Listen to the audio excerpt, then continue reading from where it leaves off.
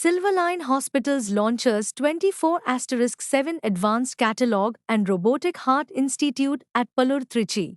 Press meet held today. Silverline Hospitals officially announced the launch of its state-of-art 24*7 Advanced and South Tamil Nadu's first batting heart institute, marking a significant advancement in regional cardiac care. Addressing the media, Dr. Senthil Kumar, Managing Director, Silverline Hospitals, Theatre, that the round-the-clock advanced catalog will ensure immediate intervention for heart attack patients, including emergency angioplastic and devices implantation, critical treatment, and improving surgical outcomes.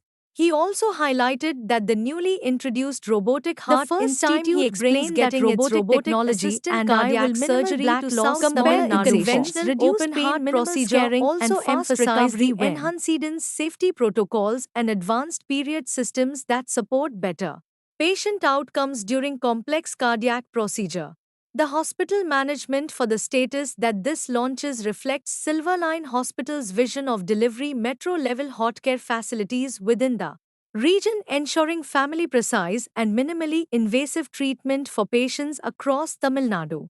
In addition to advancing cardiac care, Silverline Hospitals reaffirmed its commitment to the community well-being of Trichy by actively reaching out to schools and colleges with a mission to educate every student in CPR, also establishing a CPR training center and institute with their dedicated space of 2,000 square feet. The initiative aims to empower young individuals with life-saving skills, reinforcing the belief that every student equipped with CPR knowledge can save your life during a cardiac arrest or medical emergency.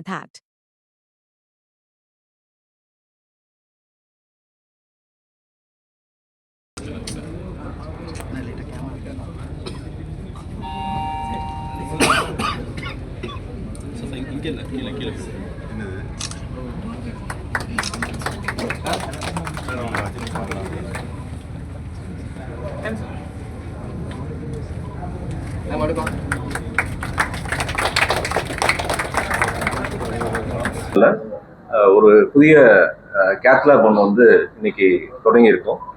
அவங்க எல்லாருக்குமே தெரியும், ஒரு heart அட்டாக்ன்றது ஒரு முக்கியமான ஒரு emergency situation. So 24/7 எப்போனாலும் இந்த மாதிரி ஒரு பேஷண்ட்ஸ் நமக்கு வருவாங்க. ஸோ 24/7 ஒரு எமர்ஜென்சி சர்வீஸ், பர்டிகுலராக கார்டியாக் சர்வீஸ் வந்து ப்ரொவைட் பண்ணுறதுல சில்வர்லைன் வந்து ரொம்ப பெருமைப்படுது. இன்னைக்கு அதோட பொறுத்த ஸோ இந்த கேத்லாபை பொறுத்த வரைக்கும் பார்த்தீங்கன்னா, இருதய ரத்த குழாயில் அடப்பை கண்டறியறதுக்கும், அந்த மாதிரி ரத்த குழாயில் அடப்பு இருந்துச்சுன்னா அதுக்கு வந்து நம்ம ஸ்டென்ட்னு சொல்லுவோம். அந்த அடப்பை சரி பண்ணுறதுக்கான அந்த ஸ்டென்ட் பொறுத்துறது இதுதான் வந்து நம்ம கேத்லாப்ல பண்ணுறது. அடப்பு அதிகமாக இருக்குது, இல்லை 2-3 அடப்பு இருக்குது, நம்ம ஸ்டென்ட் பண்ண முடியாதவங்களுக்கு என்னன்னா அடுத்து வந்து நமக்கு வந்து ஆப்ரேஷன் நம்ம சொல்லுவோம், அதாவது பைபாஸ் ஆப்ரேஷன்றது தான். அந்த பைபாஸ் அறுவை சிகிச்சையை முன்னெல்லாம் என்ன பண்ணிட்டு இருந்தோம் அப்படின்னா, நம்ம வந்து இருதயத்தை ஓப்பன் பண்ணி ஸ்டெர்னாட்டமின்னு சொல்லுவோம், முன்னாடி இருக்கிற நெஞ்செலும்பை ஓப்பன் பண்ணி அந்த மாதிரி ஒரு அறுவை சிகிச்சை தான் பண்ணிட்டு இருப்பாங்க. இப்போ திருச்சியில, அதுவும் பார்த்தீங்கன்னா சென்னைக்கு அடுத்து தமிழகத்திலேயே சில்வர்லைன் ஹாஸ்பிட்டலில் நம்ம வந்து ரொபோட்டிக் மூலமா இந்த அறுவை சிகிச்சை பண்ணுறோம். இந்த ரொபோட்டிக் மூலமா பண்றதோட மெயின் அட்வான்டேஜ் என்னன்னு பார்த்தீங்கன்னா, அவங்களுக்கு வந்து இந்த மாதிரி செஸ்ட் ஓப்பன் பண்ண வேண்டிய அவசியம் இல்லை, பேஷண்ட்டுக்கு வந்து பெயின் இருக்காது, சீக்கிரமா அவங்க வந்து வீட்டுக்கு போகலாம். ஸோ பார்த்தீங்கன்னா சின்ன சின்ன ஹோல்ஸ் மூலமா இந்த ரொபோட்டிக் மூலமா போய் பண்ணும்போது பேஷண்ட்டுக்கு வந்து ரொம்ப ரொம்ப அட்வான்டேஜா இருக்கும். ஸோ பேஷண்ட்ஸ் பயப்படுறது என்னன்னா, செஸ்ட் ஓப்பன் பண்ணி பண்ணணும், ரொம்ப பெயின் இருக்கும், அந்த எலும்பை கட் பண்ணி திரும்ப ஜாயின் பண்ணி அந்த ரெக்கவரி பீரியடே பார்த்தீங்கன்னா ரொம்ப நாள் இருக்கும். ஸோ இது வந்து ரொபோட்டிக் திருச்சியில் ஃபர்ஸ்ட் டைம் கொண்டு வந்ததே வந்து நம்ம சில்வர்லைன் தான். ரொபோட்டிக் அறுவை சிகிச்சையில மற்ற துறையிலலாம் நம்ம பண்ணிட்டு இருக்கோம், அதாவது ஆன்காலஜின்னு சொல்லி புற்றுநோய் சிகிச்சை பண்ணிட்டு இருக்கோம், இரைப்பை குடல் சம்பந்தமான நோய்க்கு நம்ம வந்து ரொபோட்டிக் மூலமா அறுவை சிகிச்சை பண்றோம். இப்போ ஃபர்ஸ்ட் டைமா இந்த கேத்லாபோட சேர்ந்து ரொபோட்டிக் மூலமா ஹார்ட் அறுவை சிகிச்சையை நம்ம வந்து இப்போ ஆரம்பிச்சிருக்கோம் சில்வர்லைன். நன்றி.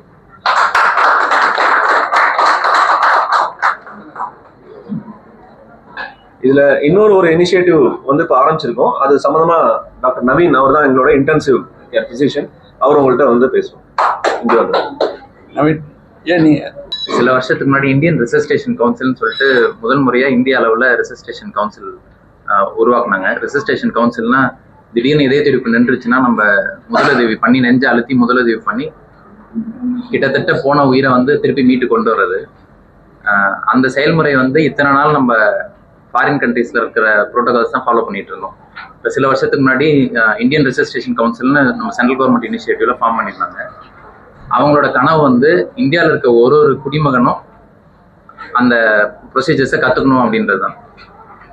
அவங்களோட கனவை வந்து நாங்கள் எங்களோட இதில் முன்னெடுத்து திருச்சியில் இருக்க ஒரு ஸ்டூடெண்ட்டும், ஸ்கூல் ஸ்டூடெண்ட், காலேஜ் ஸ்டூடெண்ட் வந்து அவங்க இதை கற்றுக்கிட்டா அவங்க வீட்டில் ஏதோ ஒரு எமர்ஜென்சியோ, ரோட் சைடில் ஏதோ ஒரு எமர்ஜென்சி இருந்துச்சுன்னா கண்டிப்பாக அவங்களால ஒரு நம்பிக்கையாக அந்த ஃபர்ஸ்ட் எய்ட் பண்ணக்கூடிய கெப்பாசிட்டியை வந்து டெவலப் பண்ணுறதுக்கான இனிஷியேட்டிவ் நாங்கள் எடுத்திருக்கோம். அதுக்காக டெடிக்கேட்டடாக ஒரு 2000 ஸ்கொயர் ஃபீட் ட்ரைனிங் சென்டர் உருவாக்குறது தான் ஃபர்ஸ்ட் ஸ்டெப்பு. அதில் வந்து ட்ரெயினர்ஸ் குறைஞ்சு ஒரு 20 பேராமெடிக்கல் ஸ்டாஃப், டாக்டர்ஸை ட்ரெயின் பண்ணி அவங்க மூலியமாக மொத்த திருச்சிலையும் இந்த கனவை வந்து நம்ம ஒரு ரியாலிட்டியாக கொண்டு வரதுக்கான ஃபர்ஸ்ட் ஸ்டெப்பாக அதை நினைக்கிறோம். இதுக்கு அடுத்த ஸ்டெப்பு அந்த ஸ்டூடெண்ட்ஸ் மூலியமாகவே அந்தந்த காலேஜ் அப்படியே அடல்ட்ஸ்க்கு மிச்சம் இருக்கவங்களுக்கும் சொல்லித்தரது தான் எங்களோட விஷன். சார், இது வந்து ஃபர்ஸ்ட் வந்து இல்லை, இது வந்து நிறைய இடத்துல அங்கங்கே ஹாஸ்பிட்டல்ஸ் வந்து அவங்கவுங்களோட கெப்பாசிட்டிக்கு ஏற்ற மாதிரி டீச் பண்ணிட்டு தான் இருக்காங்க. இது ரொம்ப காலமாக டீச் பண்ணிட்டு இருக்காங்க. ஆனால் இந்தியா ஃபுல்லாகவே every citizen should learn this அப்படின்ற கனவு வந்து இப்போ தான் ஒரு 3 வருஷமாக தான் இது இந்தியா ஃபுல்லாக இதாகிட்டு இருக்கு. திருச்சியில் ஏற்கனவே ரொம்ப வருஷத்துக்கு முன்னாடியே சார் வந்து ஆட்டோ டிரைவர்ஸ்க்கு பண்ணியிருக்காங்க. ஏற்கனவே பஸ் ஸ்டாண்ட் இதுலலாம் வந்து அந்த ஃபர்ஸ்ட் எய்டு ஷாக் டெலிவரி பண்ணுற மெஷின்லாம் இன்ஸ்டால் பண்ணியிருக்காங்க. இந்த மாதிரி நிறைய ஹாஸ்பிட்டல்ஸ் அவங்கவுங்களோட இதில் வந்து இனிஷியேட்டிவ் எடுத்திருக்காங்க. இதை எங்களோட கனவு வந்து திருச்சியில் இருக்க ஒரு குடிமகனும் இதை கற்றுக்கணும்னு ஒரு பிளாங்கெட் கவரேஜ் மாதிரி எல்லாருக்கும் சொல்லி தரணுன்றதான். சென்னைக்கு அடுத்தபடியே திருச்சியில தான் ரோபோட்டிக் சர்ஜரி. காஸ்ட் வந்து பாத்தீங்கன்னா ஒரு நார்மல் ஆபரேஷனோட ஒரு 20,000-30,000 போடுவோம். அவ்வளவுதான் சார். இப்போ ஒரு ஓப்பன் ஹார்ட் அறுவை சிகிச்சைக்கு ஒரு 2 லட்சம் ஒரு பேக்கேஜ் வருதுன்னு வச்சுக்கோங்க. இது வந்து பாத்தீங்கன்னா ஒரு 2 லட்சத்துலேருந்து ஒரு 30,000 ரூபாய் போடும். ஸோ அதுல அட்வான்டேஜ் பாத்தீங்கன்னா ஓப்பன் ஹார்ட் சர்ஜரியில ஒரு 7 நாள் பேஷண்ட் இருக்க போறாங்க அப்படின்னா இதுல மேக்ஸிமம் பாத்தீங்கன்னா ஒரு 3-4 நாள்லயே வீட்டுக்கே நம்ம அனுப்பிச்சிருக்கோம். ஒவ்வொரு நாளா பாத்தீங்கன்னா பேஷண்ட்டுக்கு அதுல வந்து அட்வான்டேஜ் தான் ஜாஸ்தி. காப்பீட்ல வந்து இந்த அறுவை சிகிச்சை தான் சார் வரும். அதாவது ஓப்பன் ஹார்ட் அறுவை சிகிச்சை அவங்க கொடுப்பாங்க. நம்மளோட ப்ரொவிஷன் தான் அதை நம்ம எப்படினாலும் பண்ணிக்கலாம். ஸோ அந்த இதை வந்து நம்ம பேஷண்ட்டுக்கு நம்ம வந்து ரெஃபரெண்டாக பண்ண முடியும். கண்டிப்பா சரி.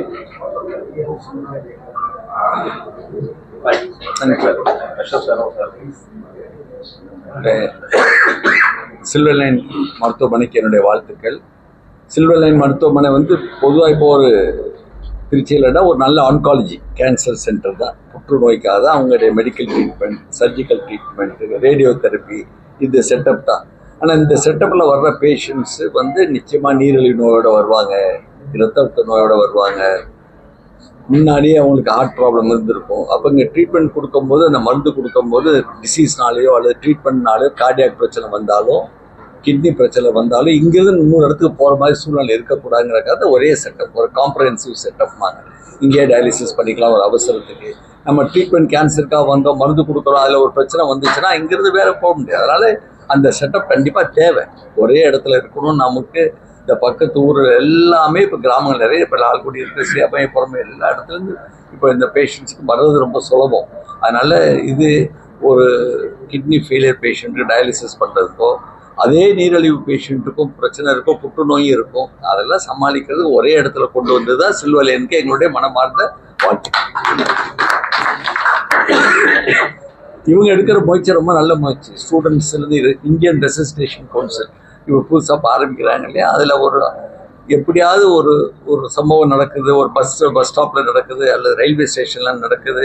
டாக்டர் செந்தில் அந்த காலத்திலே வந்து ரயில்வே ஸ்டேஷனில் போர்ட்டபிள் டிஃபிப்ரிலேட்டர்லாம் வச்சாது, ஏஇடிமாங்க. அந்த மாதிரி நம்ம வெளிநாட்டுலலாம் எல்லாமே வாலண்டியர்ஸ்க்கு எல்லாத்துக்குமே, ஸ்டூடெண்ட்ஸ், காலேஜஸ், நர்சஸ் எல்லாத்துக்குமே ட்ரைனிங் கொடுக்குறாங்க. நம்ம ஆஸ்பத்திரிக்கு வர்றது கடையில் நம்ம பண்ண வேண்டிய கடமையை அங்கே பண்ணணும். ஃபஸ்ட்டே ஆம்புலன்ஸை ஷிஃப்ட் பண்ணுறதே, ஒரு ஃப்ராக்சர் பேஷண்ட்டை ஷிஃப்ட் பண்ணுறதே பல பிரச்சனைகள் வருது. அதனால் ஷிஃப்ட் பண்ணுறதுக்கு முன்னாடி அவங்களுக்கு ஒரு நாலேஜ் இருக்கணும், நர்சஸ்க்கு நாலேஜ் இருக்கணும், பொதுமக்களுக்கு நாலேஜ் இருக்கணும், முக்கியமாக ஸ்டூடெண்ட்ஸ் எல்லாத்துக்கும் அவங்களாம் வந்து கற்றுக்கணும். என்ன செய்யணும், நாங்கள் ஒரு 10 நிமிஷம் 15 நிமிஷம் ஒரு மருத்துவ உதவி வர்ற வரைக்கும் ரெசிஸ்டேஷன் இது ஒரு நல்ல முயற்சி எடுக்கிறாங்க. அதுக்கும் நம்ம பாராட்டணும்.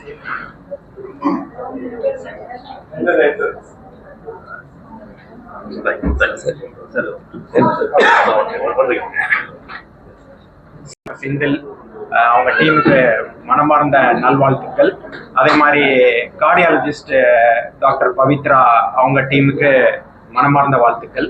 இப்போ டாக்டர் செந்தில் பேசும்போது சொன்னார், ஆஞ்சியோகிராம் கேத் லேப் வந்து ஒரு லேட்டஸ்ட் கேத் லேப் இதுல வந்து எளிமையா ஒரு பொதுமக்களுக்கு புரியணும்னா, நோயை கண்டுபிடிக்கிறது ஃபர்ஸ்ட் பாயிண்ட், நோய்க்கு வைத்தியம் பண்றது செகண்ட் பாயிண்ட். இந்த கேத்லாப் மூலமா இருதய சம்பந்தப்பட்ட 3 நோய்கள் குணப்படுத்த முடியும். ரத்த குழாய், இருதயத்துக்கு செல்லுன்ற ரத்த குழாயில பிளாக்கை கண்டுபிடிச்சு ஆபரேஷன் இல்லாம ஆஞ்சியோபிளாஸ்டி பண்ணி அந்த பிளாக்கை ஸ்டென்ட் மூலமா பலூன் சிகிச்சை பண்றது ஃபர்ஸ்ட் நோய். ரெண்டாவது, இருதயத்துல ரத்த குழாய் மட்டும்தான் நோய் கிடையாது. பொதுமக்களான விழிப்புணர்வு வந்து ரத்த குழாய் பத்தி மட்டும்தான் மெயினா தெரியும். இருதயத்துல வேல்வ்ல சுருக்கமோ இல்ல ரத்த கசிவோ இருக்கு, அதையும் வந்து ஆபரேஷன் இல்லாம பலூன் சிகிச்சை பண்ணி வேல்வை விரிவுபடுத்தலாம். இது ரெண்டாவது.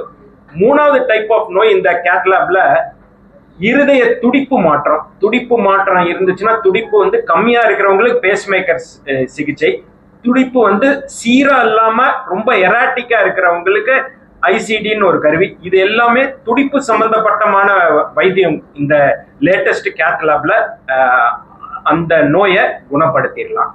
அதே மாதிரி டாக்டர் நவீன் பேசும்போது சொன்னாரு, ஒரு இருதய செயலின்மை, அதான் நம்ம கார்டியாக் அரெஸ்ட்னு சொல்லுவோம். இருதய செயலின்மைங்கிறது அந்த நபருடைய உயிரை மட்டும் காப்பாத்துறது இல்லை, அந்த நபருக்கு கத்துக் கொடுக்கறதுனால அந்த வீட்டார், உறவினர், நண்பர், சுற்றுவட்டாரங்களுக்கு எல்லாத்துக்குமே இந்த சிபிஆர் கத்துக் கொடுக்கறதுனால பல பேருக்கு விழிப்புணர்வும் ரீச் ஆகும். அதே மாதிரி ஒரு அந்த உயிரை காப்பாற்ற முடியும். நவீனுடைய முயற்சி, சில்வர் லைன் ஹாஸ்பிட்டல் மூலமா டாக்டர் நவீன் அவங்க எடுத்திருக்கிற முயற்சிக்கு என்னோட மனமார்ந்த வாழ்த்துக்கள்.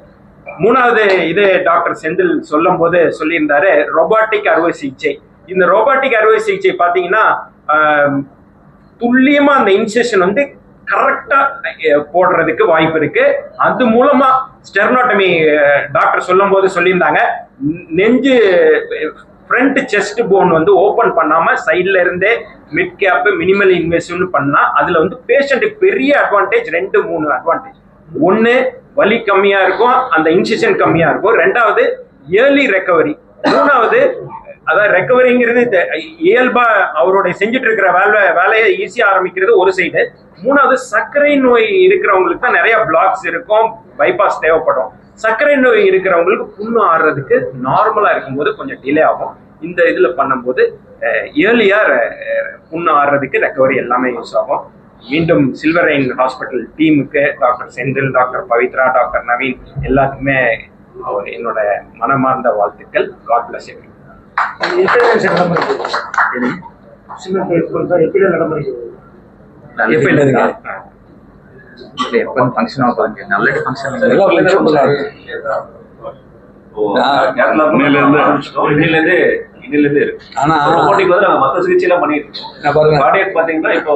கிராமம் தான்.